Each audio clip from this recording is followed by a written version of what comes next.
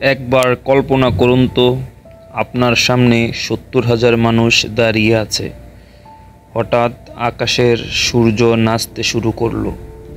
মানুষ চিৎকার করছে, কাঁদছে, কেউ আবার হাঁটু গেড়ে পড়ে প্রার্থনা করছে।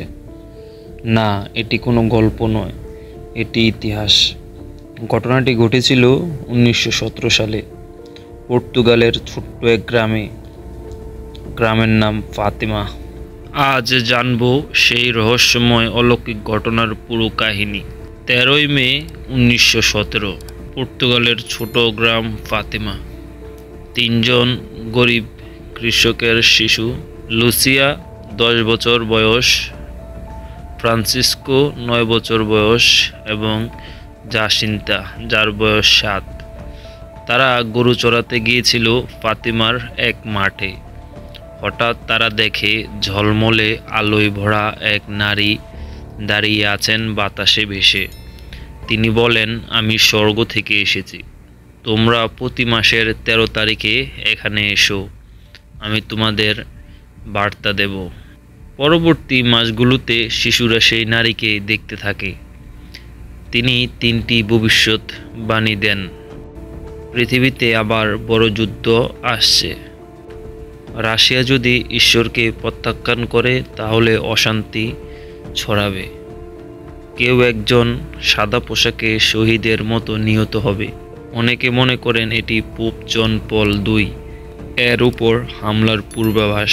তবে মানুষ তখনও বিশ্বাস করছিল না। তারা চাইছিল প্রমাণ, চোখের দেখা অলৌকিক কিছু।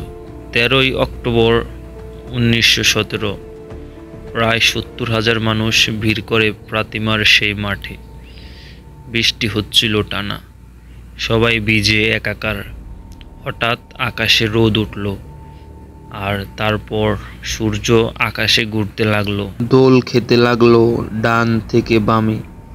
এক সময় যেন পৃথিবীর দিকে নেমে আসছে। অনেকে মাটিতে পড়ে যায়, কেউ ভাবছিল পৃথিবী শেষ হয়ে যাচ্ছে। প্রায় ১০ মিনিট ধরে চলছিল এই দৃশ্য।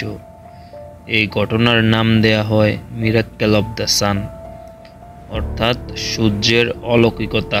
এই ঘটনার রিপোর্ট করে স্থানীয় পত্রিকাগুলো, যারা আগে ঘটনাকে ভণ্ডামি বলে প্রচার করছিল।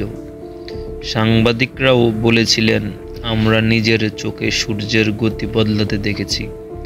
অনেক বিজ্ঞানী বলেন এটি হতে পারে সম্মিলিত মানসিক বিভ্রম বা আবহাওয়ার কোনো প্রভাব। কিন্তু প্রশ্ন থেকে যায়, কিভাবে হাজারো মানুষ একই বিভ্রমে পড়ে, আর কেনই বা ঠিক শিশুরা ভবিষ্যৎবাণী করেছিল? আপনি কি মনে করেন? কমেন্টে লিখে যান। এমন আরও ইতিহাসের অজানা ও রহস্যময় কাহিনী পেতে ভিডিওটি লাইক করুন, চ্যানেলটি সাবস্ক্রাইব করুন। দেখা হবে পরের ভিডিওতে।